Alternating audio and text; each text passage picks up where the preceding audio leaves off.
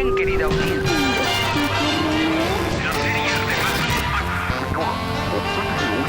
Bienvenidos a este su programa preferido. Al aire las canas con Alex Díaz Romo. Hola, soy Alejandro Díaz Romo y esto es Al aire las canas. Estoy muy feliz porque hoy estoy con una gran figura de la cultura en Jalisco, de los museos en especial, la maestra Patricia Ursúa. Maestra, ¿cómo está? ¿Qué tal? ¿Cómo estás? Qué gusto que esté con nosotros. Queremos conocer sobre su vida. ¿Nos invita? Claro que sí, por favor, pasen. Bienvenidos. Comenzamos. Soy Patricia Ursúa, soy gestora cultural y nací en la ciudad de Guadalajara. Oiga, ¿hace cuántos años nació aquí en Guadalajara? ¿Y cuál era su barrio? ¿Y qué recuerda de ese barrio? Cuéntenos cómo era esa Guadalajara de antes. Yo nací en una casa frente al Parque Rojo, ahora Parque Rojo, pero antes era Parque de la Revolución y para mí sigue siendo Parque de la Revolución. Se tiene que adaptar uno a ciertos cambios, obviamente, ¿no? Pero bueno, para mí es el Parque de la Revolución. Y este fue mi rumbo, este lugar donde está el Exconvento del Carmen, este es el barrio donde yo me movía, porque si no era enfrente, en esa casa que habitábamos durante muchos años, ahí nací, en el Parque de la Revolución, frente al Parque de la Revolución. Después nos mudamos a Pedro Moreno, también en esta zona del centro. Oiga, ¿y qué tanto es diferente la ciudad en ese entonces? No sé si ya existía federalismo, no sé cómo era la gente antes. ¿A qué jugaban en ese entonces los niños, las niñas? Bueno, el juego que nos distraía y nos gustaba mucho era el bebe leche, porque ese lo puedes jugar sola. Lo puedes jugar con amigos o lo puedes jugar sola. Pintas tus cuadros a piso con un gis y con un algodón mojado. Ese es tu meta a alcanzar, ¿no? A través de brincos y demás. Y el bebe leche era el juego más recurrente de la mayoría de mis amigas de esta época. Jugábamos también a palillos chinos, ¿cómo se llama esto? Con las, ¿cómo se llama? Palillos chinos, y también jugaba matatena. Ese, bueno, yo era buenísima para la matatena. O pinjex, que es lo mismo, matatena o pinjex. Ese juego era muy bonito porque también usabas, después los hicieron de plástico, pero no tenían el mismo efecto que los de fierro. Las estrellitas con las que jugabas la matatena eran de fierro, pesadas. Entonces jugabas con las manos y aventarlas a eran juegos en el suelo. La matatena, pintabas en el piso, jugabas el pinjex, jugabas palillos chinos también en el piso. Claro, los hombres tenían otros juegos, ¿no? Que era la canica. Mis hermanos jugaban mucho canica. Y mi papá nos regalaba cada Navidad una bolsa llena de canicas. Y a mí me gustaba mucho, aunque no jugaba a canicas, pero me gustaban mucho por los colores. Los colores de la agüita y de los cacalotes, que eran grandes, y había otras que eran unas bolas de barro con una pelotita dentro. Esas eran las herramientas, digamos, para jugar.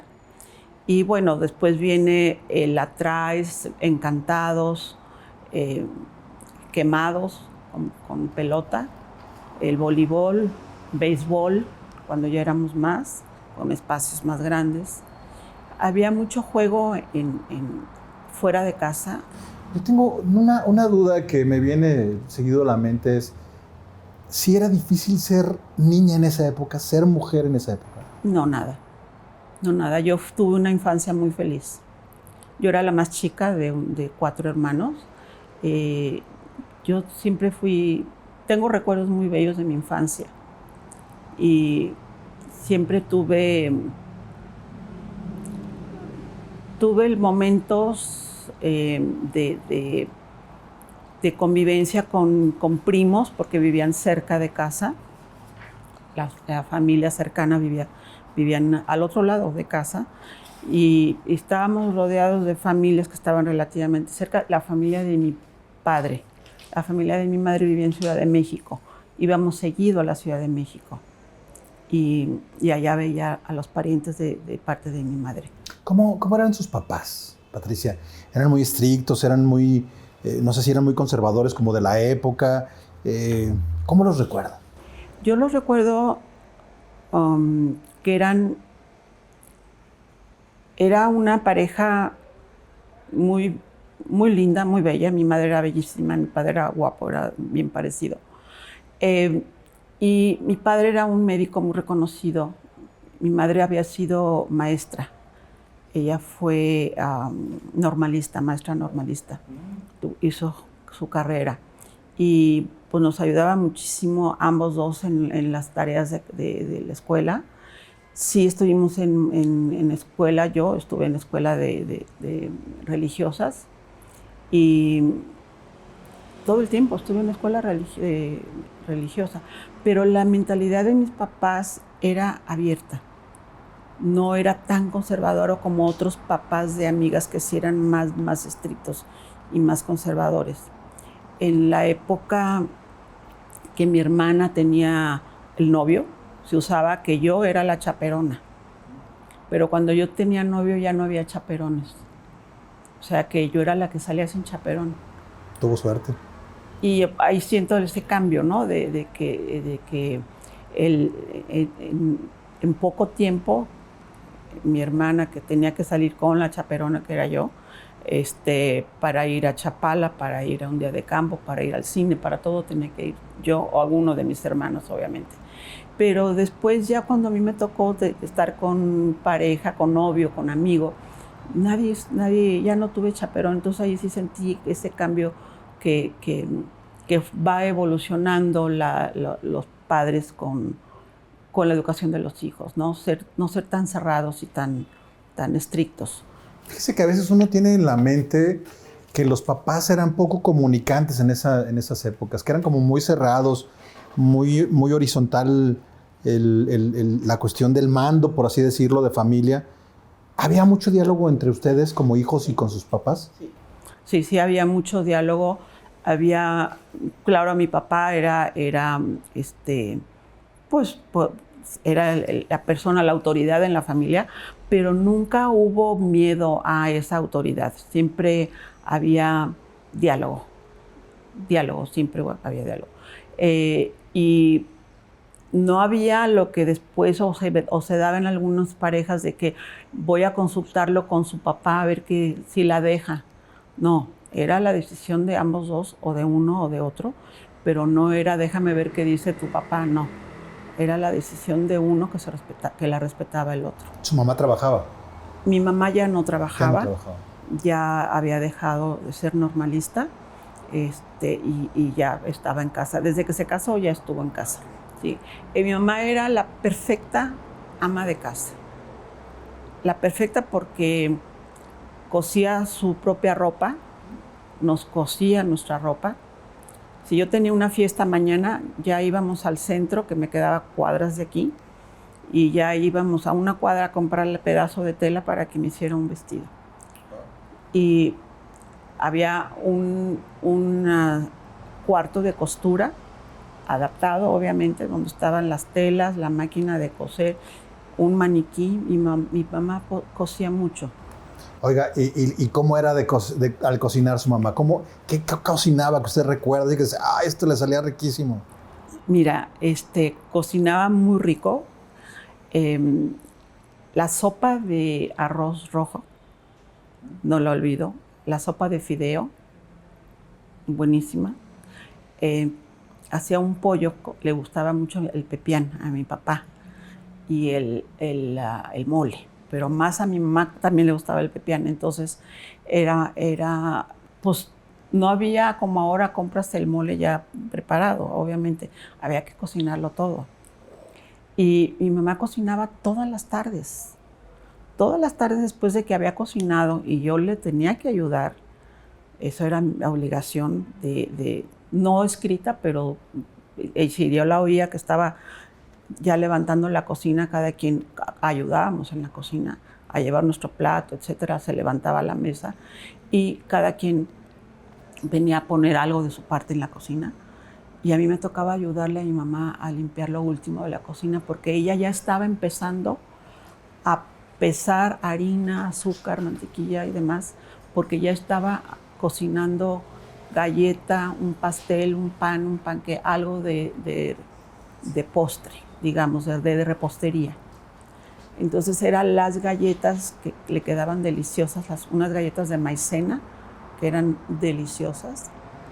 También había el pastel de natas, porque antes se cocinaba con la nata de la leche que servía. Y llegaba la leche en una camioneta y se recogía en una olla que se ponía a hervir y esa nata servía para cocinar al día siguiente. Oiga, tenemos que hacer nuestra pausa, pero quiero hacer una pregunta de eso. ¿Sus papás tenían alguna palabra cariñosa que se dijeran? O sea, ¿alguna como apodo entre ellos? Mi papá le decía a mi mamá, mamá. Y mi mamá le decía Chava. Sí, el nombre de mi papá era Salvador, le decía Chava. Sí, esas eran las palabras de acercamiento que había entre ellos. Cuando a mí me regañaban, era Silvia, porque mi nombre es Silvia Patricia, que nunca me gustó el Silvia. Porque lo sentí como regaño. Y cada que me decían Silvia, ya era regaño. Ya era signo de que me iban a regañar. Aprovecho que vamos a corte para invitarlos a que vengan al Exconvento del Carmen y disfruten de la exposición fotográfica que aquí se está presentando. No se vayan, esto es Al Aire de las Canas. Regresamos. Al aire las canas.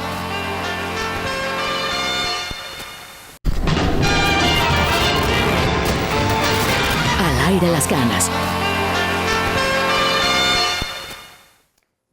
¿En qué momento nace su vocación por el museo? Porque tiene una trayectoria impresionante y muy bonita, pero pues todo tiene un origen. ¿Cómo es ese origen? ¿Por qué le llama la atención la cuestión de los museos? Mira, el ambiente que se vivía en casa se hablaba mucho de cine. Mi mamá le gustaba mucho el cine, el buen cine, digamos, pues. Mi hermano, Francisco, era un aficionado al cine experto.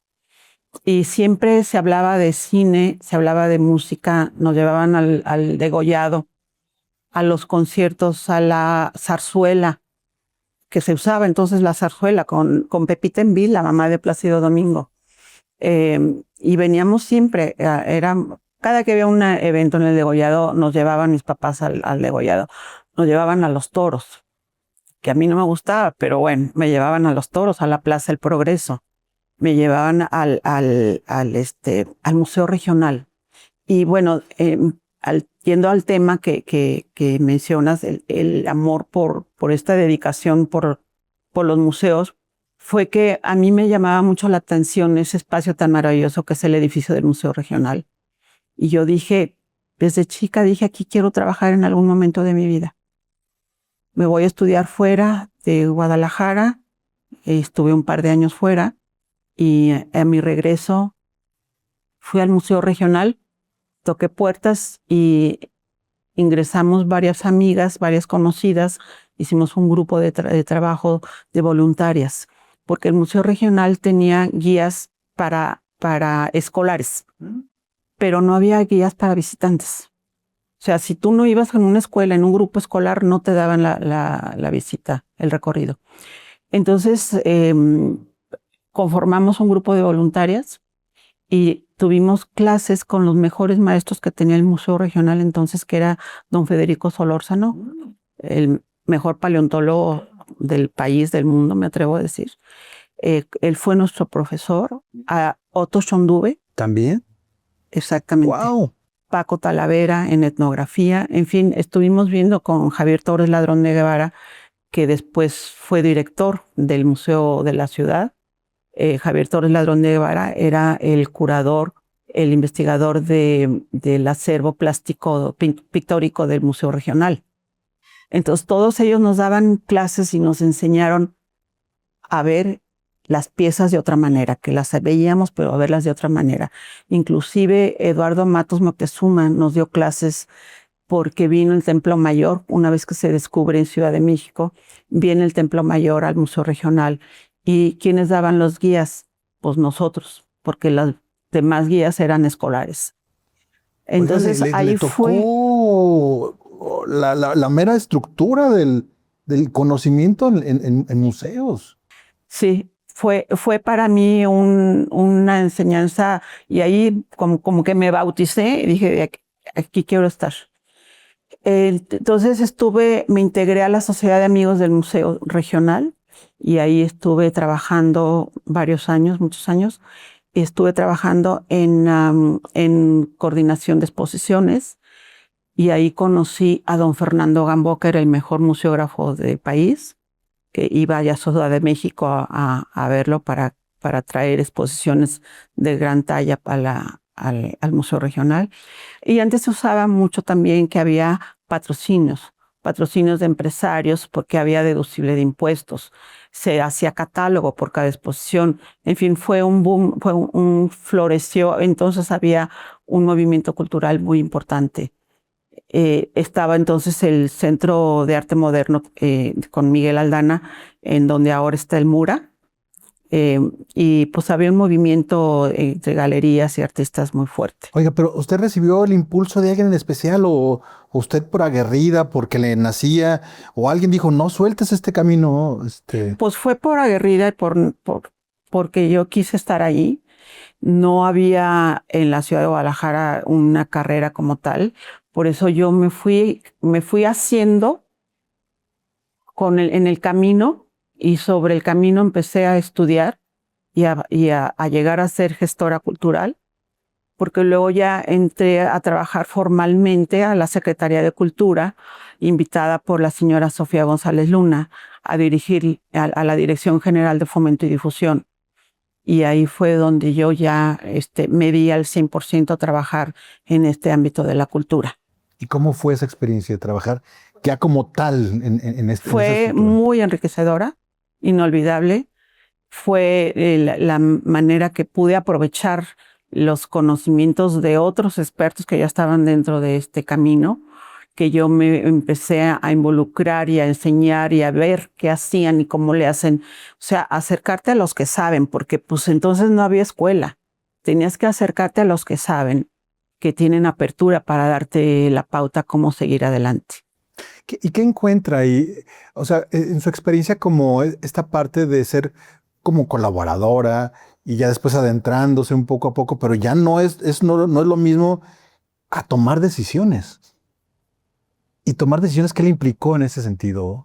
Tomar decisiones me implicó, sí sufría porque yo no sabía si estaba haciendo las cosas bien o no, pero todo iba saliendo con buenos resultados. Mira, si tienes dedicación, conocimiento, lees, aprendes, te vas con la gente que sabe y que te asesoren. Y bueno, pues había entonces una Secretaría de Cultura que había cambiado de partido, era Acción Nacional entonces, y pues sí había dudas de cómo iba a funcionar esta dirección, sobre todo la mía, ¿no? Pero tuve muy buena experiencia, tanto que saliendo de ahí fui invitada a trabajar al Museo de la Ciudad. Antes de ese punto, que es muy importante y que quiero que profundicemos, cuando se habla de la cultura, así en abstracto, en general, es una cuestión como de, ¿cómo te vas a dedicar a eso? ¿De qué vas a vivir? Sí, claro. No escuchaba mucho eso. Sí, muchísimo. ¿Y cuánto te van a pagar? ¿Cuánto te dedicas demasiado tiempo? Nunca te lo van a pagar. Nunca vas a recibir lo que tú das. No me importa. O sea, era mi, digamos, vocación será, no sé, porque yo me dediqué al 100% a esto. Se sentía realizada la serie. Yo me sentía muy bien. Yo me sentía que estaba aprendiendo mucho, experimentando, porque sí, es una experiencia porque era nueva en todo esto, obviamente, porque yo ya tenía un nombramiento formal y había que cumplir. Y sí lo cumplí. Y fue una experiencia, unos 6 años de trabajo muy enriquecedores para mí. Hablamos regularmente de las cosas buenas, pero ¿qué no le gustó de estar en esa parte de la Secretaría de Cultura? Siempre hay algo que no nos gusta. Bueno, digamos lo que le llaman coloquialmente la grilla, ¿sí? Lo que le llaman coloquialmente la grilla, la parte política a mí no me interesaba, nunca me interesó esa parte. Yo estaba dedicada a lo que me gustaba hacer y no tomaba partido de nada de esto, sino simplemente cumplir con mi trabajo. ¿Cómo llevaba la parte de familia? Porque también eso es importante. Bueno, eso sí hay que saber negociar. Afortunadamente mi esposo era alguien que le gustaba la cultura. Me acompañaba a las actividades que yo tenía abiertas donde podía participar él, donde podía acompañarme. Siempre estuvo conmigo, siempre, hasta el último momento. Eso es una gran ventaja. Digo hasta el último momento porque hace 9 años que falleció, pero siempre estuvo conmigo cerca y fue alguien que me acompañó en todo esto, y mis hijos también. Mis hijos participaban, iban a los museos, iban a todo lo que yo iba, me acompañaban. Siempre fueron solidarios con mi trabajo, hasta la fecha. ¿Siempre fue curiosa? Sí, siempre fui muy curioso. Sí, siempre, inclusive en el ámbito de cine, me metía al CIEC, al Centro de Investigación y Estudios Cinematográficos. No era una carrera de cine como tal, pero había un curso más formal de apreciación cinematográfica, y ahí estudié con Ana María Meyer, que es una gran profesora, maestra, mis respetos, que es una gran amante del cine también. Y tuve de maestro Emilio García Riera, Alberto Isaac, o sea, todos estos grandes, pues, ¿cómo no voy a aprender de ellos? Entonces, bueno, hice algunos pininos en cine, muy chiquitos, pero muy lindos proyectos. ¿Qué encontraba en el cine, maestro? Pues fíjate que muchas veces saliendo de aquí de trabajar, me paraba en el Cineforo y me quedaba a ver una película antes de llegar a casa, porque eran ya la hora de los niños y de la cena y demás, pero me quedaba, cuando salía temprano de aquí, me iba al Cineforo. Ahí paraba a ver una película. Al aire las canas.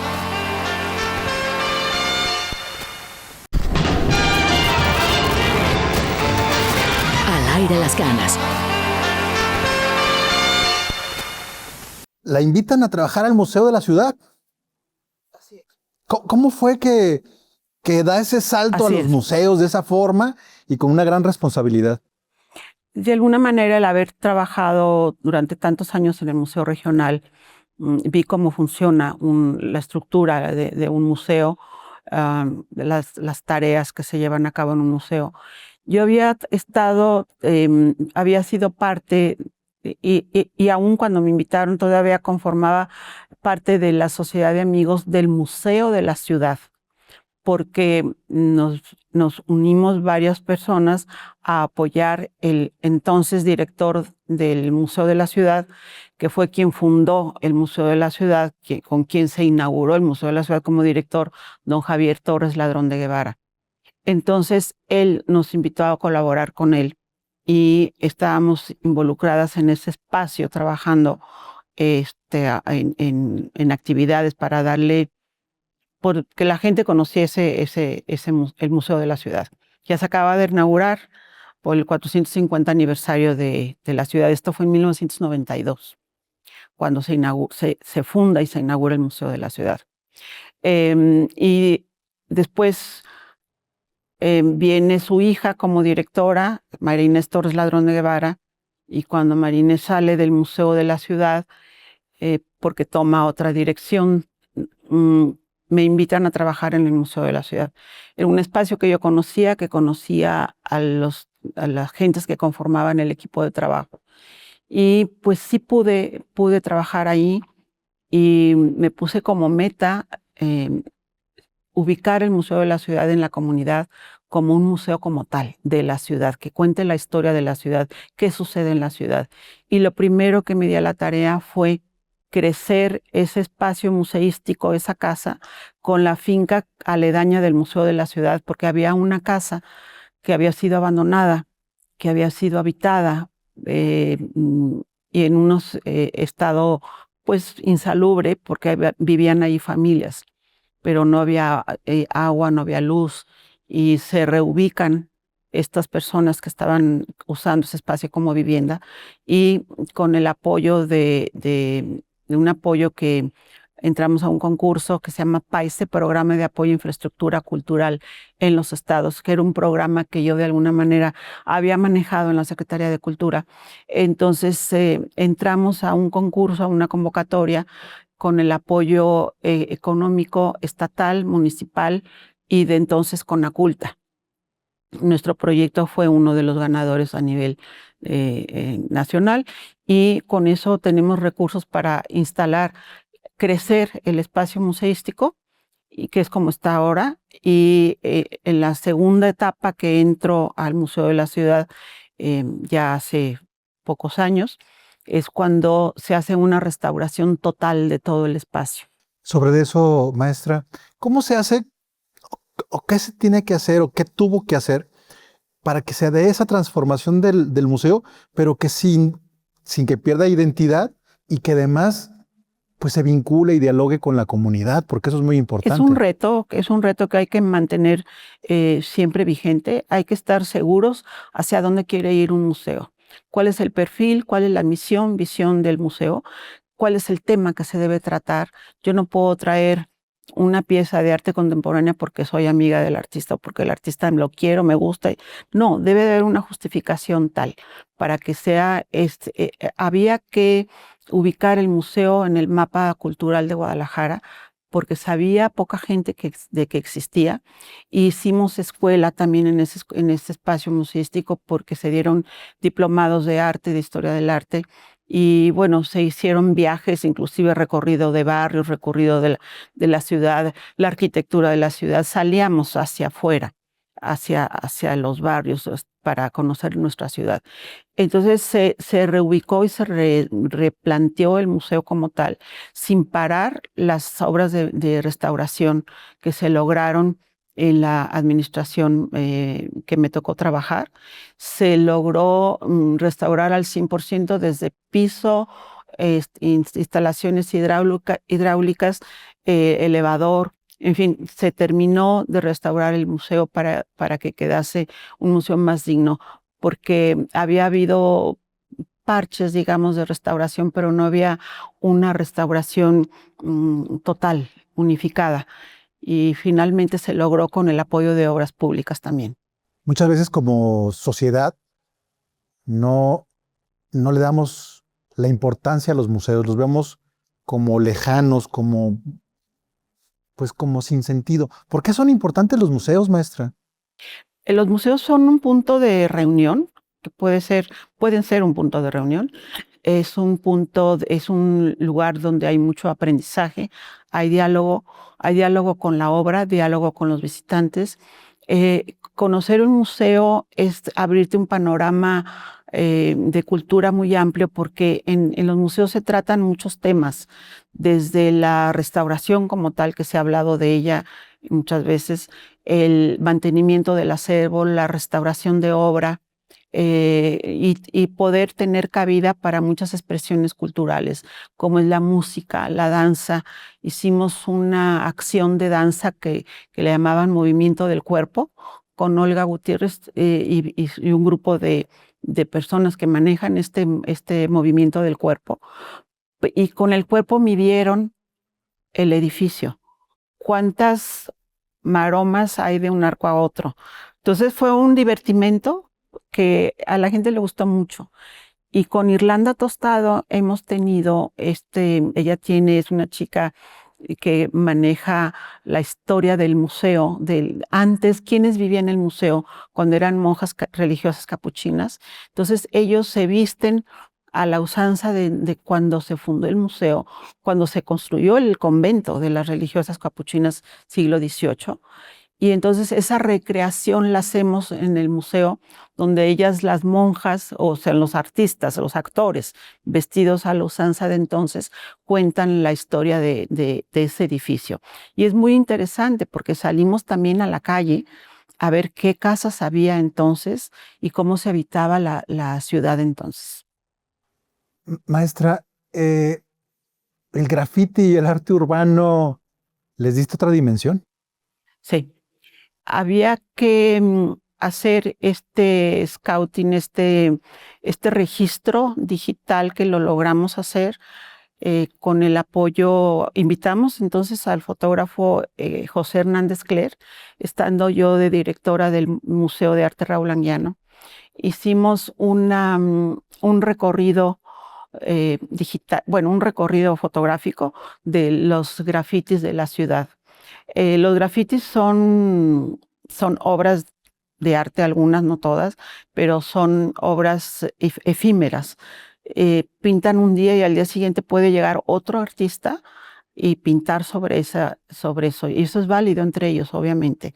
Hicimos un registro que entonces estábamos trabajando con José Hernández Cler y fuimos muy afortunados de tenerlo con el apoyo, con su ojo clínico, ojo fotográfico maravilloso con su cámara, que nos ayudó a hacer este registro habíamos iniciado con la ciudad nada más de Guadalajara, pero empezó a crecer el proyecto tan grande que lo hicimos de la zona metropolitana de Guadalajara.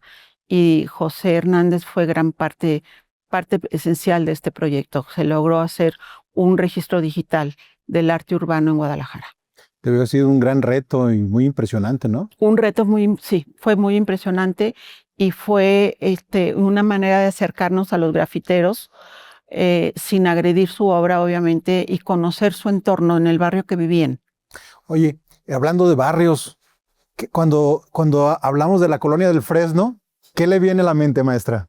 En la colonia del Fresno quisimos hacer un trabajo de mura extramuros, salir de la caja que nos encierra en un museo, ¿no? Es decir, una caja es un edificio donde trabajas adentro, haces exposiciones, talleres, cine, en fin, tienes una cantidad enorme de trabajo que haces dentro de la casa o de la caja. Pero queríamos salir fuera del Mura y hubiera sido muy fácil si lo hacemos en la colonia americana porque es un lugar muy bello y ya tiene un paisaje hermoso, ¿no? Pero quisimos trabajar en un lugar tan difícil como es la colonia del Fresno, porque está enclavado en un triángulo, podemos decir, por la colonia, por Lázaro Cárdenas, Mariano Otero, en fin, hay avenidas que lo encierran. Y la gastronomía que hay ahí y el mercado donde trabajamos, nos sentamos en un puesto de mercado a trabajar, a dar conciertos, a dar talleres, a trabajar, a involucrarnos con las escuelas. De ahí llevamos arte del acervo del Museo de la Ciudad, del Museo de Arte Raúl Anguiano, lo llevamos a las escuelas y lo dejábamos ahí todo el día, platicábamos sobre el artista y va de regreso la obra de arte, obviamente con todos los requerimientos de seguridad y transporte. Al aire las canas.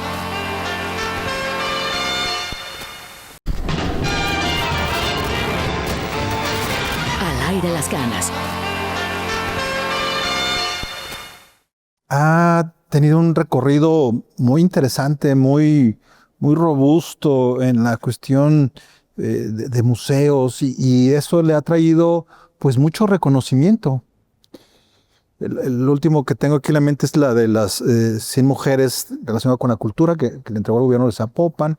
Pero ¿hay algún reconocimiento que para usted le haya sido muy significativo, que se sienta como de qué bonito es que me entreguen este premio? Bueno, en 2013 tuve la fortuna de recibir el galardón al mérito museístico estatal. Y hace 2 días recibí el galardón al mérito museístico nacional, entre otros que también fuimos galardonados a nivel nacional. Estos reconocimientos como el que me dieron de las 100 mujeres, te motivan a seguir adelante, a seguir trabajando, a seguir haciendo. O sea, no es para que cierres tu oficina, guardes, archives, y te dedicas a otra cosa. No, esto me motiva muchísimo para seguir haciendo proyectos, para seguir trabajando, para seguir conociendo qué están haciendo ahora los jóvenes artistas. Si es el Guadalajara Art Weekend, salir a ver qué está sucediendo en las galerías. Hay trabajo artístico muy importante en Guadalajara en cuanto a galerías y artistas. Hay mucho movimiento en música, hay mucho movimiento en otras áreas artísticas.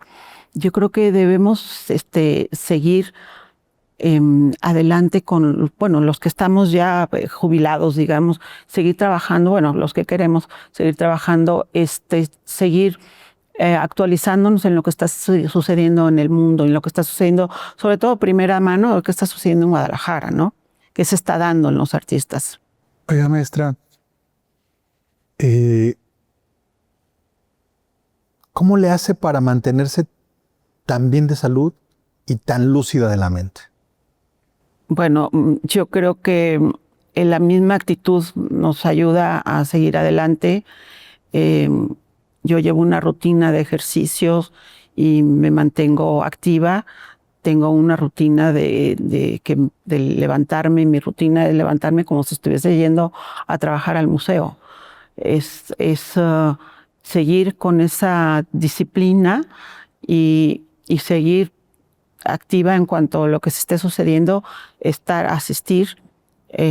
No digo a las inauguraciones, porque a veces no ves la obra, sino visitar. Tengo una rutina con una amiga que es curadora, María Fernanda Matos, es una gran amiga, tiene una experiencia y una trayectoria maravillosa, y salimos a ver exposiciones. Vamos al Cabañas, vamos al Museo de la Ciudad, vamos al Mura, vamos al MAS Zapopan. A veces saludamos a los directores porque no los encontramos, nunca les avisamos que vamos. Siempre porque ahí nos ven o les avisan que estamos, pero siempre estamos activas en este sentido. La manera es de estar activa y seguir como sin la rutina del trabajo que teníamos, pero sí seguir activa, es lo que yo trato de mantener. Esa parte que es la que me mantiene con energía. Y la pasión por esto, o sea, se siente apasionada por el arte, por los museos todavía. ¿Siente esa pasión, claro. esa que la empuja, que la mueve? Sí, me gusta estar investigando por internet qué está sucediendo en el Tate en Londres, qué está sucediendo en otros museos, del Museo de la Ciudad de Nueva York, en otros lados del mundo, qué está sucediendo, ¿no? También qué sucede con los grandes museos, qué sucede con los pequeños museos, ¿no? Cómo se están manteniendo, cómo están sobreviviendo. Hay en México hay una carencia enorme que es falta de recursos económicos, y hay una postura cómoda de que a veces no hacemos porque no hay recurso, pero para eso es la gestión cultural. Hay que saber gestionar, saber cómo sí podemos hacer las cosas, ¿sí? El pretextos hay muchos, pero sí podemos hacer las cosas de alguna manera. Maestra, ¿en algún momento le ha dado miedo envejecer? No. No sé que voy para allá, obviamente. Sí, bueno, ya estoy en ese punto, pero no me da miedo. No me da miedo.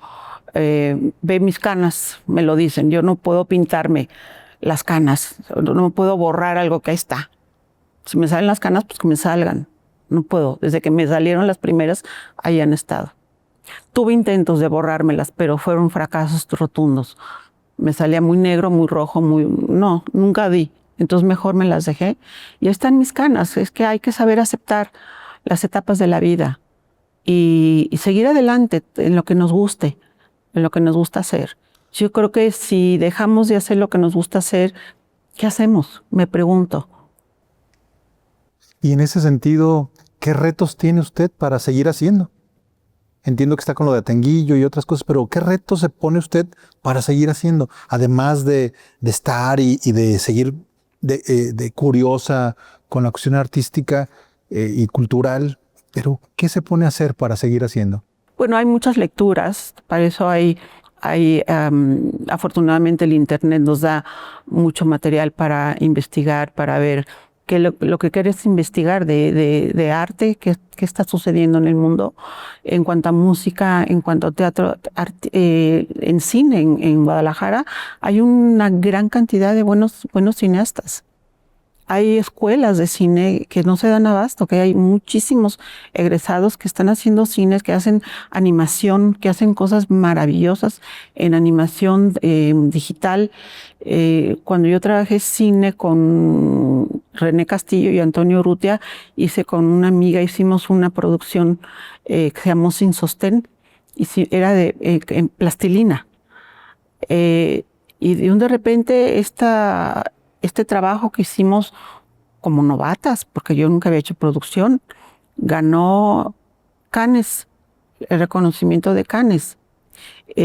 Tuvo 2 Arieles y ahí fue recogiendo muchos premios y o sea, no sabes que lo que estás haciendo está tan bien hecho o es tan bien recibido. Muchas veces tú trabajas para ti, para tu entorno, pero no sabes si eso repercute más allá. Y ahorita es cuando me estoy dando cuenta que mi trabajo sí ha tenido repercusión, porque estos reconocimientos y por estos pues, los artistas con los que me he involucrado durante tantos años de trabajo, que son más de 35 años de trabajo en museos, es lo que te mantiene con vida. ¿Sí? Ese reconocimiento, que no es necesario el papel o los aplausos, pero el simple hecho de encontrarte con un artista, ir a desayunar con otra persona, mantenerte en contacto con esa comunidad, es lo que te mantiene con energía y por esa vida que puede uno tener. Oiga, maestra, 2 preguntas antes de terminar. Si usted se encontrara un espejo y en ese espejo pudiera ver a la Patricia de niña, ¿qué le diría? Que sigo siendo la misma, que había una frase que yo decía, que me dicen, que digo, que dice que yo me quedaba pensando mucho y que me dicen, ¿qué estás haciendo? Me dicen, estoy estando, era mi respuesta. Muchas veces estamos pensando 1 y 1000 cosas y no necesariamente tienes que estar dialogando, hablando. Yo vivo sola, tengo 3 perros y soy feliz en mi casa, en mi soledad. No necesito buscar compañía porque sé que la tengo.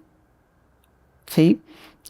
Si yo veo a esa Patricia que le decían Patti de chica, que se sentaba con una muñeca enorme que era más grande que yo en la banqueta, en el estante de la puerta, yo sigo siendo la misma y creo que es la misma Patricia que ha ido evolucionando, creciendo y que he sido fiel a mí misma.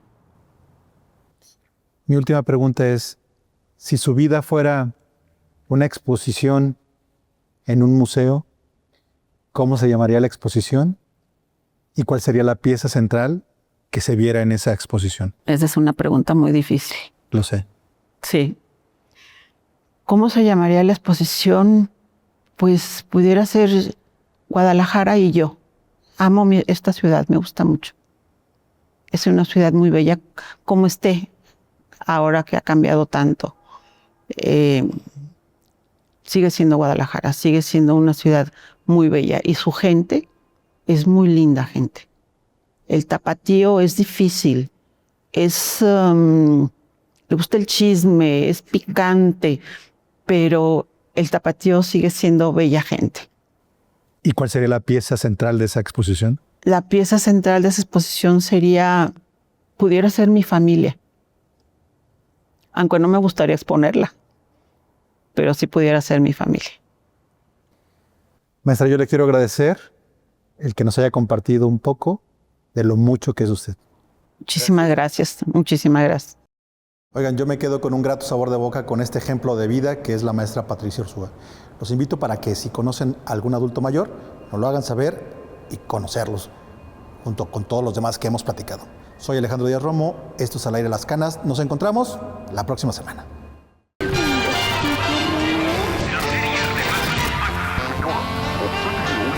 Bienvenidos canas